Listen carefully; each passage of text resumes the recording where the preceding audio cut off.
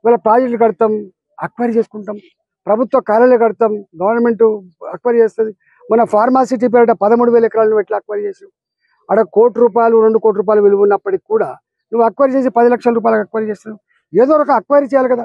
నువ్వు అక్వైరీ చేయకుండా నీ తాత జాగీర్ లాగా నువ్వు ఇవాళ వచ్చి ఇవాళ మొత్తం కూలగొడతా, నీవే ఇవాళ కొత్తగా పుట్టొచ్చినట్టుగా, నువ్వే కొత్తగా ముఖ్యమంత్రి అయినట్టుగా, అంతకుముందు ప్రభుత్వాలు లేనట్టుగా, ప్రభుత్వాలకు ఈ ఎకలాజికల్ బ్యాలెన్స్ గురించి లేకపోతే ఇతరత్వ గురించి ఆలోచించడానికి మాట్లాడే మాటలు థర్డ్ క్లాస్ మాటలు ఇవి.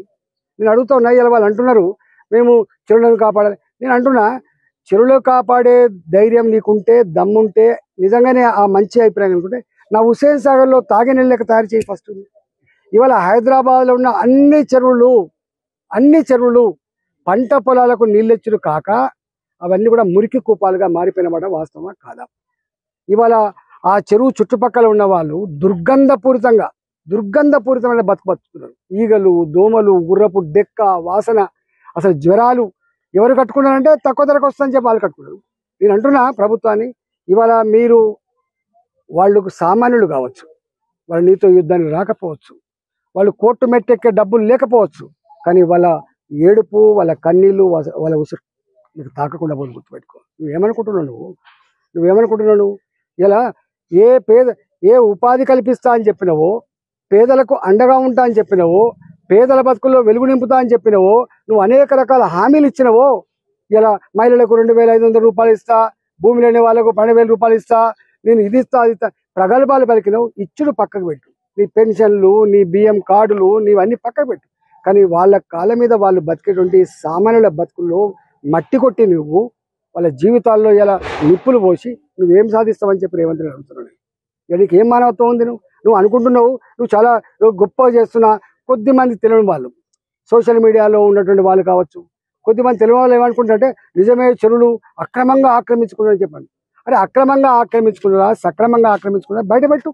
నేను అడుగుతున్న ప్రభుత్వం దమ్ముంటే ఈ హైదరాబాద్లో ఎన్ని చెరువులు ఉన్నాయి, ఇన్ని చెరువులు ఎన్ని మాయమైనవి, ఈ మాయానికి కారకులు ఎవరు? ఇవాళ బతుకమ్మకుంట అంబరిపేటలో ఎవడు మాయం చేసిండు? ఇవాళ నేను చాలాసార్లు చెప్పిన, కరీంనగర్లో 3 కుంటలు ఉండే 3 చెరువులు ఉండే, దాంట్లో కలెక్టరేట్ కట్టాడు.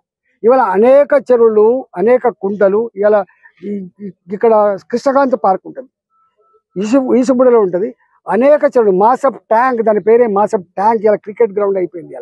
ఇవాళ నీవు కొన్ని వందల చెరువులు డిస్మాంటిల్ చేసి పార్కులు పెట్టి దాంట్లో ఇవాళ హుస్సేన్ సాగర్లో ప్రసాద్ సినీ మ్యాక్స్ ఎక్కడి నుంచి వచ్చింది? జలవిహార్ ఎక్కడి నుంచి వచ్చింది? అక్కడ ఉన్నటువంటి హాస్పిటల్ ఎక్కడి నుంచి వచ్చినాయి? అక్కడ ఉన్నటువంటి పారడైజ్ బిర్యానీ సెంటర్లు ఎక్కడి నుంచి వచ్చినాయి? అనేక మాల్లు ఉన్నాయి. ఇలా అవన్నీ కూడా FTAలో ఉన్నాయి. అవన్నీ FTAలో ఉన్నాయి. కానీ నువ్వు వాళ్ళ జోలికి పోయేటువంటి సత్తానికి లేదు. ఇవాళ ఎవరి జోలికి వస్తావు నువ్వు? చిన్నలు నువ్వు అంటున్నావు ఏదో నాగార్జున పడ్డా, నీకేం కక్ష ఉందో నాకు తెలియదు. నిన్న ఒక ఆయన మాట్లాడుతాడు, ఆయన దానికి హైడ్రాక్ ఇన్ఛార్జ్గా ఉన్నాడు. శ్రీనివాస్ రెడ్డి షెడ్డును కూలగొట్టిన ఆయన నాయకుడు. నేను అంటున్నా, నాయకుడు నువ్వు ఎట్లా కూలగొట్టినవో రేపు పోటీ తెలుస్తుంది. అసలు ఎంత దారుణం అంటే, షెడ్లు కూలగొట్టి పోలే వీళ్ళు, షెడ్లు కూలగొట్టి అందులో ఉన్న సామాను కూడా డోజర్లు ఎక్కించి అంటే ధ్వంసం చేస్తుందంటే ఎంత కక్షపూరితంగా ఉన్నారు వీళ్ళు, ఎంత ద్వేషపూరితంగా ఉన్నారు వీళ్ళు అంటే వాళ్ళ బతుకుల పట్ల ఎంత హీనంగా వ్యవహరిస్తున్నారో దాన్ని బట్టి మనకు అర్థం కావాలి. తప్పకుండా ఇవన్నీ అంటున్నా, ప్రభుత్వం ఏ పేదల ఆస్తులైతే ధ్వంసం చేసిందో వాళ్ళ అసెట్ చేసి నువ్వు నష్టపరిహారం కనుక ఇవ్వకపోతే నువ్వు అనుకుంటున్నావు ఇది ఇక్కడితో ఆగిపోద్ది అనుకుంటున్నావు. వాళ్ళ ఉసురు, వాళ్ళ దుఃఖం, వాళ్ళ కన్నీళ్ళు ఊరికే పోవు. వాళ్ళకు అండగా కోటాను మంది ప్రజలు ఉన్నారు. ఇలా హైదరాబాద్లో చెరువుల పక్క పొంటి కానీ ఆనాడు మనిషి తిరిగినటువంటి అడవులలో చెట్లు వేసుకొని గుడిసెలు వేసుకొని జీవించడం అంతా కూడా పేదవాళ్ళే. ఇలా వాళ్ళ సంఖ్య వాళ్ళు ఏదో 5 లక్షలు 10 లక్షలు కాదు. హైదరాబాద్లో ఉన్నటువంటి వీళ్ళ కంటే కూడా అత్యధిక పాపులేషన్ కలిగినటువంటి పేదలు కంటి మీద కొనుక్కులేదు. ఇప్పుడే అంటుండే ఆయన సార్ ఇది కూలగొట్టి నిజమే కానీ పక్కకున్న వాళ్ళంతా కూడా ఇలా వాళ్ళు భయపడుతున్నారు సార్, నిద్రపోతున్నారు సార్ అని చెప్తున్నారు. అరే నీకు కోట్ల మీద ఎందుకు నీకు ఇంత అపనమ్మకం? ఇలా సాటర్డే అయితేనే సండే అయితేనే కోర్టు మెట్లు ఎక్కలేరు అంటే కోర్టులు గంత అనాలోచితంగా ఉంటాయా? కోర్టుకు ఆలోచన లేదా? కోర్టుకు మానవత్వం ఉంటుంది. ఇవాళ హైకోర్టు ఇట్లాంటి పేదవాళ్ళు రేపు ఎప్పుడైనా నష్టం జరుగుతుందని చెప్పి ముందస్తు గమనించి ఎక్కే మెట్లు కోర్టు మెట్లే. ఆ కోర్టు కూడా సాటర్డే ఉండదు కాబట్టి, సండే ఉండదు కాబట్టి అంటే మీకు జడ్జిల మీద నమ్మకం లేదు, చట్టాల మీద నమ్మకం లేదు, మీకు మీకు కోట్ల మీద నమ్మకం లేదు, మీకు దేని మీద నమ్మకం ఉంటుంది? అంటే సాటర్డే సండే వచ్చిందంటే నువ్వు డోజర్లు బయటకు వస్తున్నాయి, నువ్వు కూలగొడుతున్నావు. అర్థం ఏంటంటే వీళ్ళు ఎక్కడ పోతారో కోర్టుకు, ఎక్కడ స్టే తెచ్చుకుంటారో వీళ్ళు కోర్టు. అంటే కోర్టులు స్టే అట్లనే ఇస్తాయా? ఆలోచించిస్తాయి వాళ్ళు. ఇలా వాళ్ళు మాట్లాడుతున్నారు చెరువులు కాపాడవలసిందే. చెరువులు కాపాడవలసిందే రా.